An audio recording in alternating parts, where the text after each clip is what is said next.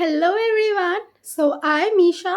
I'm here to teach you English in an easy way. My way of teaching is in 3 steps. First of all, I would never ask you to mug up any exercise bit because that's not going to stay in your head for a very long time. First thing, you need to learn the concept. I'll teach the concept, I'll give you the examples, and thirdly and most important, I'll give you the exercise bits without answers. If you want to improve your subject, then you have to complete those exercise bits and post in the comments section. I'll check them.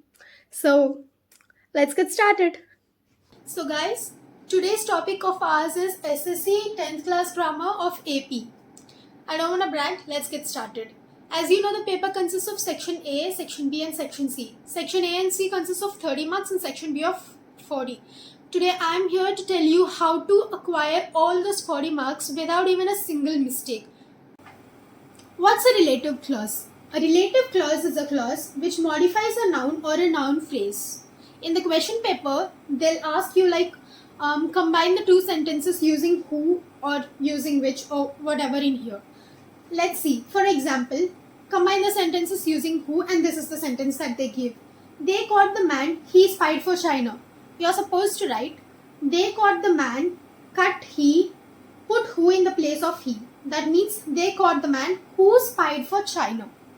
Next one, combine the sentence using which. The question is, I lost the pen, she gave me the pen. You're supposed to write, I lost the pen, which she gave me. The pen would also be cancelled. Or if they ask you to combine the sentence using that, they caught the man that spied for China is also correct. I lost the pen that she gave me is also correct. The next one, whose. She complained to the man whose dog bit her. Forgot to write man. Next one, when. Christmas is a day when people are happy. I think you're getting this. Next, where. We visited the village where our father was born. These are technically, in the question paper, they'll give you 2 sentences and you're gonna combine it.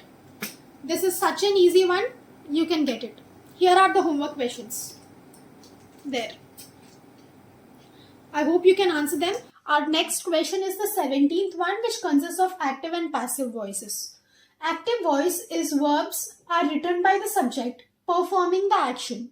Passive is verbs which are written by the subject receiving the action. Let's take an example. For an active voice, Teja has painted the door. Painted here is the verb and Teja is the subject. As it is said, subject is performing the action. Teja is painting, is the action being done here. The same way goes to the passive voice. Teja is the subject and painted is the verb. But in passive voice, as it is said, the subject is receiving the action. Teja is receiving the action. That means the door has been painted by Teja. I hope you're getting this. The next example, let's see this first. We can lock the gate. That means we is the subject and lock is the verb. For changing it into passive voice, the gate can be locked by us. Can be locked by us is actually converted, and here locked will be the verb and us will be the subject from the first sentences. As it is said, passive voice is the receiving subject. That means it receives the subject. Us is being received by locked. The first one and the third one is, I guess you're okay with it. And let's see the second one. That means, let's see the sentence first. Close the door. It's not like any of the first or third one. In such kind of questions, you are supposed to use the word let. Okay? Close the door. That means let the door be closed. This doesn't have a proper subject. In that case, you're going to use let. Fine. Now, these are the homework questions. I want you to answer them. I've seen in your previous model papers and question papers, mostly they've asked you to convert the sentence into passive voice. So, change this from active to passive. Okay? Comment them. Comment the answers. So our next domain is the linkers, the 18th one. Linkers is nothing but joining two sentences with the words such as since, unless, if, and, because, so as to, so that, as well as. In the question paper, they're going to ask you like combine the sentences using since or combine the sentence using unless or if and whatever. Let's see the first example.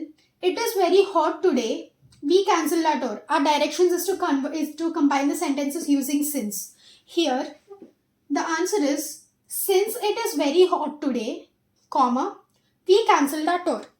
It's a very simple concept. You'll get this. Next sentence. You have to work hard. You can't succeed. Our directions is to combine it using unless. So the answer would be unless you work hard, comma, you can't succeed. Have to is removed here. I hope you'll get this. These are the homework questions. I want you to answer them and comment the answers. Our 19th question is prepositions, which is a bit tricky. So what are prepositions? Set of words or word that indicates a relationship between a noun or pronoun and other parts of the sentence. For example, in, at, behind, under, etc. See the first example. In the question paper, you have to fill in the blank. The first example is we spent a quiet evening dash home. It's at home. Second one, we watch TV dash the living room. In the living room. The cat is dash the chair under the chair. I hope you're gonna get easy ones in your exam, so I guess these are enough. Look at the homework questions.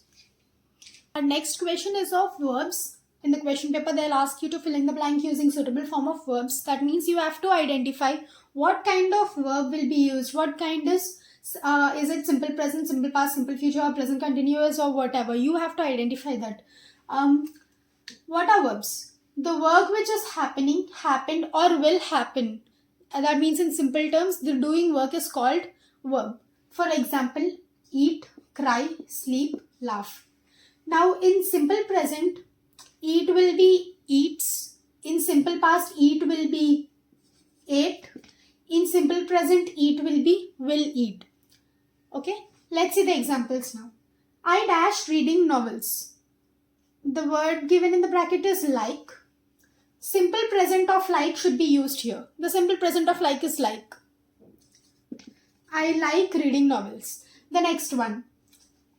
Let's skip the next one for now. I'll explain it in the last. Third one. Where dash you dash now. The bracket word is go. As you can see, this is in the future form. So, where will you go now? Simple future. The next one is he dash at Mumbai now. Work. Use the simple present tense. The simple present of work is works. He works at Mumbai now. So as I told you to wait for the second one, I dash busy painting last night. And the word given in the bracket is be. You all must be wondering what is be. Be is nothing but it's an auxiliary verb. Auxiliary verb means helping verb. It is also a verb which can be transferred into is or am or was or were. All these come under be. Okay. So I dash busy painting last night. Last night is referring to the past tense. So I was busy painting last night. It is also an easy concept, but I'll make a detailed explanation of this in my upcoming videos. This is just for the 10th class. So, yeah. Here are the homework questions. I want you all to complete that and comment the answers. 21st Roman is about giving a suitable advice for a certain situation. Now, advice is something like a recommendation or a suggestion that you give to someone about something. See this example. Your sister likes dancing, but she is lazy to try. Give a suitable advice. I've gathered few examples for you to begin the sentence like, I think you should try dancing. You can continue the sentence from there. Next is, why don't you try dancing? Or maybe you should give a try about dancing. Or if I were you, I would have given a try. Okay? And the homework question is this. The next domain is about making a polite request. That means in the question paper, a casual sentence will be given to you, and you have to rewrite the sentence pleasing the person about something. For example, look, I want a glass of water will be given, and you have to write in a pleasing and polite way, such as, can I have a glass of water? If you want, you could add please at the end too. Okay? The next sentence, look at the next example. Say that again. You could ask in a more polite way, like, could you say that again? The next example is, I want to speak to you for a moment. Can I speak to you for a moment? The next one, I want to look at your CDs.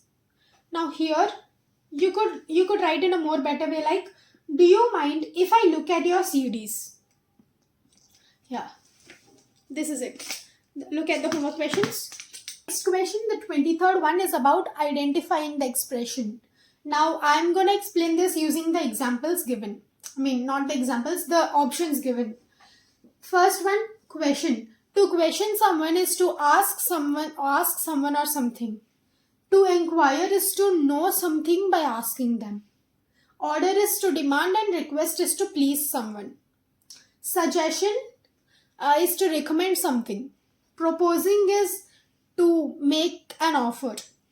Apologizing is feeling bad for it and expressing it, or apologizing is also in simple words, it's called a sorry. Giving information is letting them know about something. Now look at the first sentence in the example. Are you quite well? It's a question, and its meaning is the person who is asking this want to know about their health. So it is inquire. I told you what's inquire. It's to know something by asking them.